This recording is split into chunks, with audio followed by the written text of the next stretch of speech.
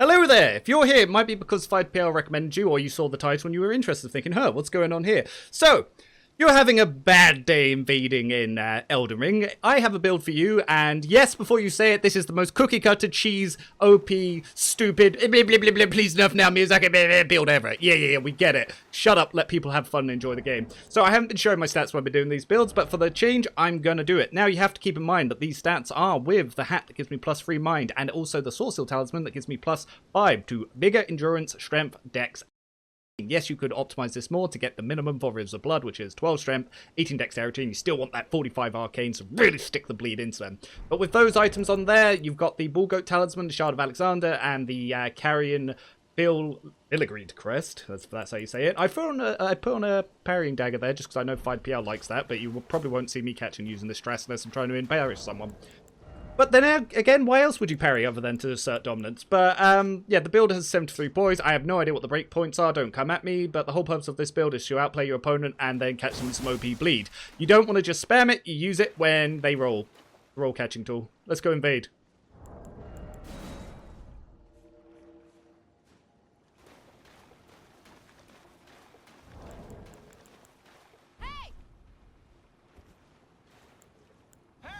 Now, some people might see a naked man with a parry set up and think, huh, I'm in danger.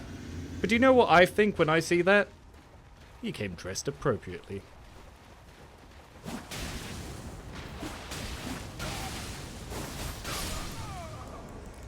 Easy claps.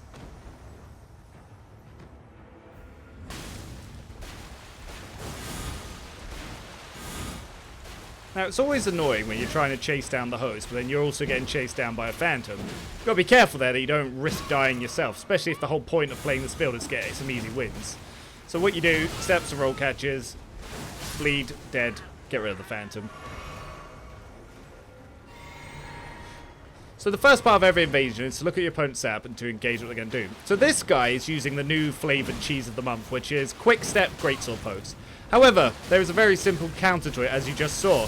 You jump the quick steps it moves into you, and you dropping R2 them. It is trash.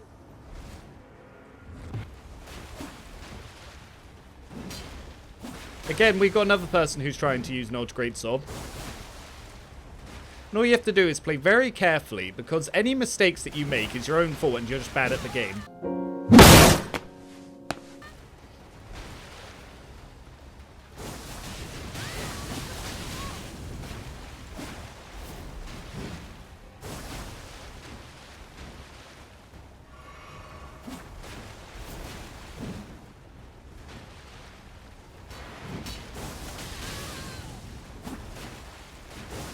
See, another flawless performance. I didn't even get hit once.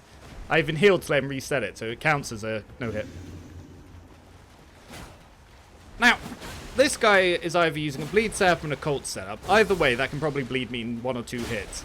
So you have to use that range against him whilst playing passive, but also aggressively passive. So basically, you need to play passive-aggressively. So you want to let him engage, but you want to keep into a range where he's not comfortable in thinking that you're not going to punish him. Which is what I'm doing here. And because I knew I had the points to take it, I intentionally took the trade to get the win.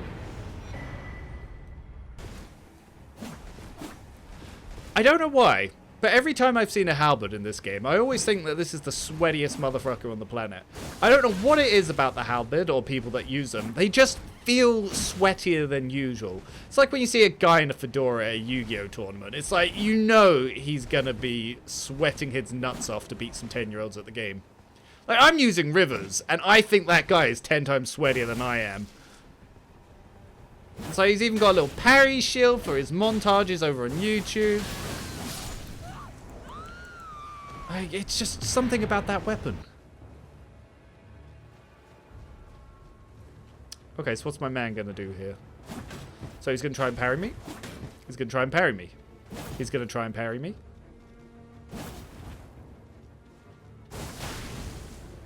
Oh, he actually rolled attacked me. I thought he was gonna try and parry me. Fair. Roll catches. We'll try him again. Like, we got to get his training down with the L2 spam. So he's gonna try and parry me. He's gonna try and parry me. And he's gonna get roll caught and die again. maybe your favorite YouTuber or streamer who told you to mash L2 wasn't right. So this is the old classic two-man katana setup. Normally they come in groups of threes. You'll tend to see them with Rivers of Blood, something like the Yushi katana, maybe if they're using a different weapon art, but it will also be the Moonveil. Now as you can see, that one had the Yushi who was using the old Follower's Saber weapon art, and this fella over here is using a dual Moonveil setup. Now, because they always comes in packs of threes, I'm assuming this guy's got the support. Yep, there it is. So he had the blue sign on, which means that he was waiting for a third to come in, because the average katana in its natural habitat isn't a build that likes to 1v1. Katanas like to come in sets of threes. Now, I know I am also using a katana because at the end of the day, as a lone katana, I'm attracted to the group of three katanas because we just all feel right together. You're meant to group mess up someone who's trying a straight sword or something fun. So this guy is the rare katana, which is the shield katana. You don't see them as much, but they do exist. So in this scenario, I have to play a little bit more passively because they have incredibly high burst damage. They're all using really powerful damaging weapon arts. So basically, I've just got to use my superior katana cheese to quickly kill the host, or one by one take out the phantoms. In this case, we got the host. So this is a rare Antspur single-hand rapier. He, however, is backstepping a lot. Why, I don't know. There's no iframes on it.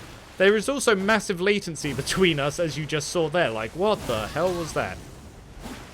I mean, this is a perfect game with no latency whatsoever. You'll never see me swing at thin air and then the other guy take damage, which is perfectly reasonable and fair. Or whatever the hell that just was. Or that. But no. Backstep, perfectly viable. He just shoots wrong. This is how you backstep. After you kill them, into their body. So, here again, we have another two-man gank and the Invincible Phantom. In this case, I'm going to assume it's latency and wait for it. There it is. That's how you know the difference between a hacker and latency. Eventually, he'll explode. So, I have now slowly gotten rid of the host healing. That was his last thing from where I just killed his blue, and he has pulled the plug. Perfectly viable strategy. So this is the same guy again who just pulled the host, the host who just pulled the plug on me. And this time he's trying a bleed setup. Now I've kept on him to not let him apply seppuku because F this guy, and he's now swapped to a magic version?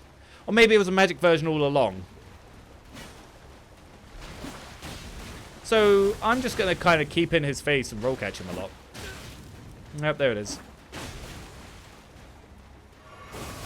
So we have to kill him before he can plug pull. See, his plug pulling speed needs to improve a little bit there. So this is a mage. I've used the flask that allows me to absorb magic damage, so let's see what happens. So his magic is actually healing me, and he doesn't realize he just put me back to full health after he hit me a couple of times with his Moonveil. So again, we have another trusty two-man gank. For some reason, that magic weapon art is getting a bit popular. It's twice I've seen it today, and I've never seen it before today. So in this case, he's got his friend who's a summon. I'm going to assume it's his friend, because his absolute outfit is trash, and there's no way someone would use that in the wild naturally.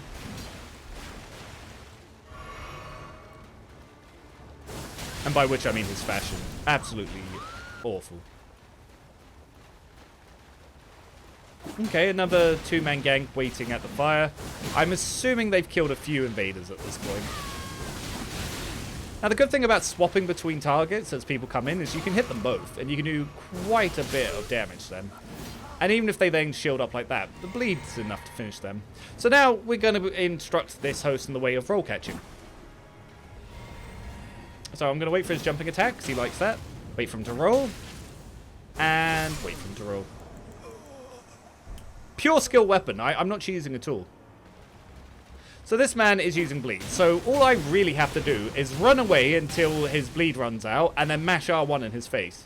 Now he's healing. I can now apply pressure myself. So I'm just going to keep running away. Keep running away. Hopefully roll it. Unfortunately, it procced during my roll, but still damaged me somehow. Don't know how that works. But now we're just going to go back to pressing R1 in his face after we wait for him to attack. It's pure skill gameplay, just poising through your opponent and then pressing L2, just like that. So here we have a mage, and there's about 2 seconds latency, so we're taking trades where we probably shouldn't take trades. So he doesn't have the poise to take my hits, but it appears like he does because of the delay between my hits hitting him and then applying damage. This is what the traditional connection looks like in Elden Ring on PC. I hear on console it's somewhat better, but FromSoft hates PC players, so this is what we have to deal with. So this is a rare Faith gank. You don't often see him because Faith mostly terrible, but not all of it. It's just the good spells people don't use because they like the look of Lightning Spear. So this guy's being annoying with a weapon art whilst I choose to ignore him because it does no damage to me. It now does damage to me because my flask has run out. It is now very worrisome. So I'm going to pretend like I'm going for the host, and then I'm going to swap to the Faith build as soon as he pushes in on me. We need him to be overconfident so he forgets where his roll button is. In Elden Ring, that's the only real way to kill someone. You need to make them forget their roll button exists. Because when they don't roll, they die. Simple strategy, easy to accomplish. I'm glad I was able to give you this tutorial on how to press L2 at someone who's not pressing the roll button. So the host's entire intention here is to run away from me until he's able to resummon his friend. He's going to use almost nothing but running attacks and jumping attacks, as is tradition. However, using the high skill weapon Rivers of Blood, I am able to catch them from great distances.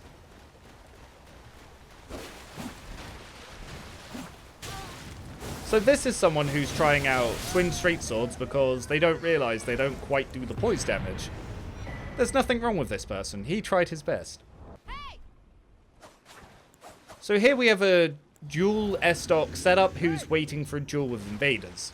Now, this guy is either going to be the best player you have ever met or one of the worst players you have ever met. There's no in between when you see a dual rapier setup just waiting for an invader. I, however, am quickly realizing that he has 2 different rapiers, they're not optimized, and he forgot where his roll button was. He was, in fact, the latter type of rapier user. Okay, so this is going to be a great example of a new strategy that I learned from a certain streamer. First, you panic roll. Then, when the host chases you, you try to use the weapon art to cheese him. However, it goes something like this. Now, I found this guy here, and I realized that he's using cheats to have no hitbox, whilst he has a 3-man gank. Now, whenever you come across a hacker, there's actually one secret strategy that just automatically allows you to counter the situation. So allow me to show you this counter now. You go into multiplayer, and you do this.